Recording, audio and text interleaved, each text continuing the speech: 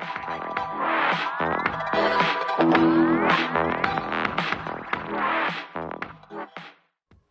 selamat pagi rekan-rekan turunan kasih Tuhan Yesus. Pada pagi hari ini kita akan kembali mendengar firman Tuhan. Sebelumnya mari kita bersatu di dalam doa. Tuhan Yesus yang baik, kami mengucap syukur kepadamu, karena pada pagi hari ini kami masih dapat bangun dengan tubuh yang sehat dan hari yang baru tanpa kekurangan serta apapun. Ya Tuhan, sebentar lagi kami akan kembali mendengar firman-Mu. Kiranya Kau memberkati dengan ini dari awal pertengahan hingga akhir agar bisa berjalan dengan baik. Berkati juga hati dan pikiran kami agar kami dapat mengerti dan memahami isi daripada dengan firman-Mu pada pagi hari ini. Di dalam nama Tuhan Yesus kami berdoa. Amin.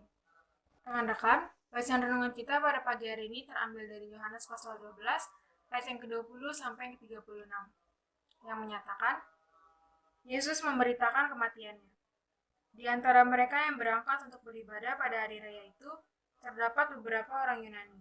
Orang-orang itu pergi kepada Filipus yang berasal dari Betsaida di Galilea, lalu berkata kepadanya, Tuan, kami ingin bertemu dengan Yesus.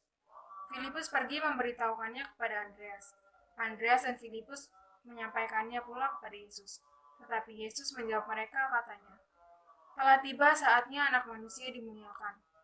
Aku berkata kepadamu, sesungguhnya jikalau biji gandum tidak jatuh ke dalam tanah dan mati, ia tetap satu biji saja.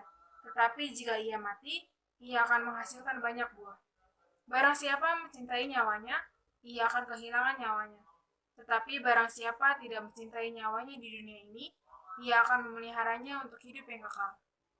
Barang siapa melayani aku, ia harus mengikut aku, dan di mana aku berada, di situ pun pelayanku akan berada. Barang siapa melayani aku, ia akan dihormati. Sekarang jiwaku terharu, dan apakah yang akan kukatakan? Bapa, selamatkanlah aku dari saat ini. Tidak, sebab untuk itulah aku datang ke dalam saat ini. Bapa, muliakanlah namamu. Maka terdengarlah suara dari sorga. Aku telah memuliakannya dan aku akan memuliakannya lagi.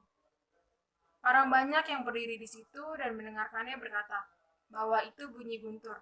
Ada pula yang berkata, seorang malaikat telah berbicara dengan dia.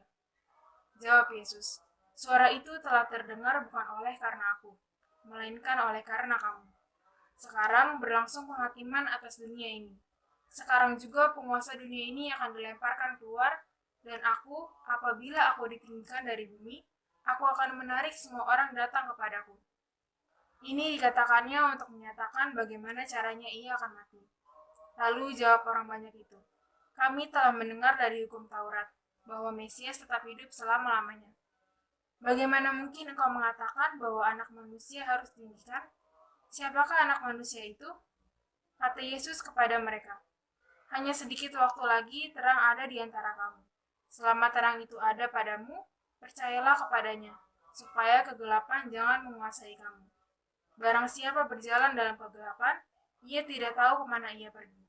Percayalah kepada terang itu, selama terang itu ada padamu, supaya kamu menjadi anak-anak terang.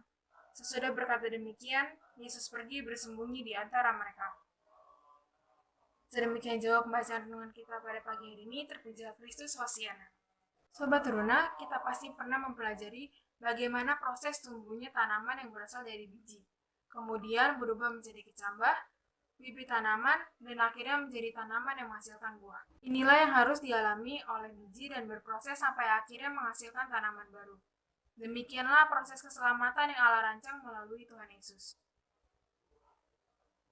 Dalam bacaan Alkitab kita pada hari ini, sesungguhnya Tuhan Yesus sedang memberitakan tentang kematiannya. Seperti halnya biji gandum, jatuh ke tanah, dan mati terlebih dahulu untuk kemudian tumbuh dan menghasilkan buah.